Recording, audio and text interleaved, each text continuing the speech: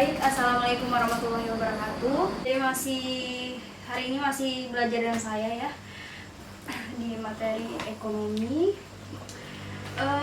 Sebelum itu saya absen dulu ketua kelas. Ya, siapa yang nggak masuk hari ini? Rini. Oh, Alpa. Nggak ada keterangan. Oh, ini suratnya. Oke. Saya baca dulu ya. Sakit, jadi teman kalian ini sakit nih, si Rini. Oke, jadi Rini aja yang nggak masuk. Udah siap belum belajar dengan saya? Jadi tujuan kita belajar hari ini, kita itu adanya korupsi. Nanti kita akan belajar tentang ada pengertian, ada penyebab, ada dampak, nanti baru ujungnya kita akan ada solusi. Nah, sebelumnya materi kita apa? Lupa ya? Nggak belajar kali ya kalian tadi malam. Pendapatan, Bu. Oh, oke. Natasha masih ingat ya pendapatan, belajar tuh tadi malam berarti. Iya, Bu. Oke, kita langsung ke materi yang akan kita bahas. Itu ada materi korupsi. Saya akan kasih lihat. Kalian bisa lihat di sini. Yang pertama itu ada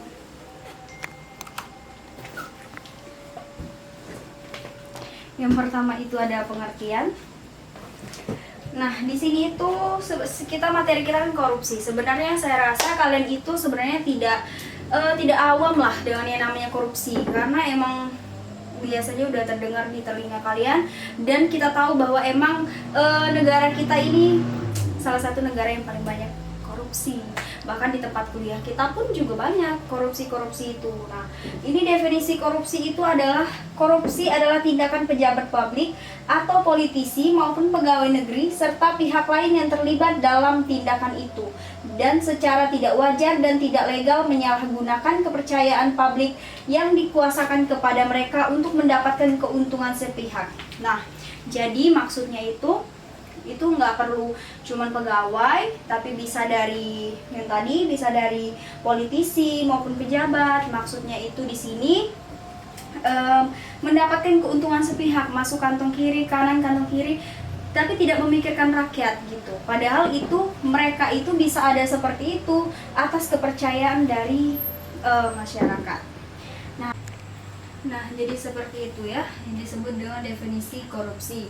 Lalu apa penyebab korupsi itu tadi? Penyebabnya itu ada, kalau dari saya itu penyebabnya itu ada 3. Yang pertama itu bisa dari keserakahan, bisa dari kesempatan, dan ketidakjujuran. Nah, kalau dari keserakahan ini biasanya itu terjadi ketika seseorang mempunyai hasrat besar untuk memperkaya diri dan tidak pernah merasa puas. Contoh, misalnya kamu itu misalkan kamu kerja di bidang instansi apa gitu kan, kamu gajinya misalkan 6 juta, tapi kamu tidak merasa puas, dan akhirnya timbullah tadi keinginan tadi untuk korupsi itu tadi, ambil uang negara sedikit kan lama-lama banyak tuh. Itulah tadi yang disebut dengan korupsi tadi.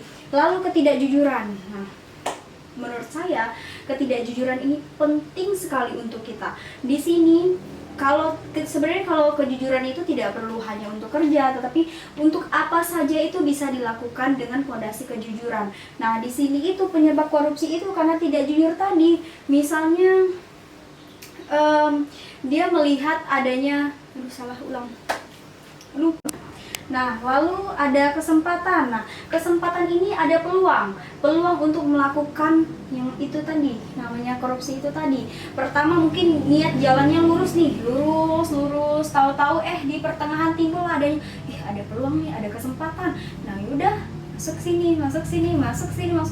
Ya udah, akhirnya telah timbul korupsi tadi. Nah, lalu yang ketiga tidak adanya kejujuran. Nah, di tidak adanya kejujuran ini menurut saya itu adalah fondasi paling kuat untuk diri kita ketika kita melakukan apapun. Nah, sebenarnya bukan untuk kerja aja, tapi untuk apa aja sebenarnya kita harus jujur. Fondasi jujur itu paling penting. Kalau jujur aja tidak ada pada diri kita, gimana mau maju negara Indonesia ini kan gitu. Karena kurang adanya fondasi kejujuran ini, jadi akibatnya itu mudah masuk pada diri kita untuk melakukan tindakan melenceng tadi, salah satunya korupsi. Lalu kita akan bahas dampak korupsi ini tadi. Di sini dampak korupsi itu sebenarnya banyak, tapi saya ambil seperti melambatnya pertumbuhan ekonomi, jadinya ekonomi kita lambat, adanya menurun investasi. Lalu yang ketiga, meningkatkan kemiskinan. Nah, kalau kemiskinan ini, gimana nggak miskin masyarakat Indonesia kalau aparat-aparat tadi yang ada di instansi tadi dia korupsi? Wajar kalau rakyat-rakyat kita miskin. Misalnya dana diberikan diberikan pemerintah sekian, tapi datang ke rakyat itu cuman segini, tidak penuh sesuai dengan apa yang diberikan tadi di awal pemerintah. Lalu adanya bahkan korupsi itu dapat menurunkan tingkat kebahagiaan suatu negara. Gimana nggak bahagia? Orang korupsi gimana mau bahagia rakyatnya? Contoh nih, saya pribadi, saya mau buat KTP, katanya KTP itu korupsi, dari itu jadi belangkonya kosong katanya gitu. Jadi kan kita kayak kesel, gedek gitu kan. Gimana kita mau bahagia rakyat kalau kayak gitu? Kita mengharapkan pemerintah itu bisa lebih tegas harusnya ya. Nah, gimana solusi untuk mengatasi itu semua?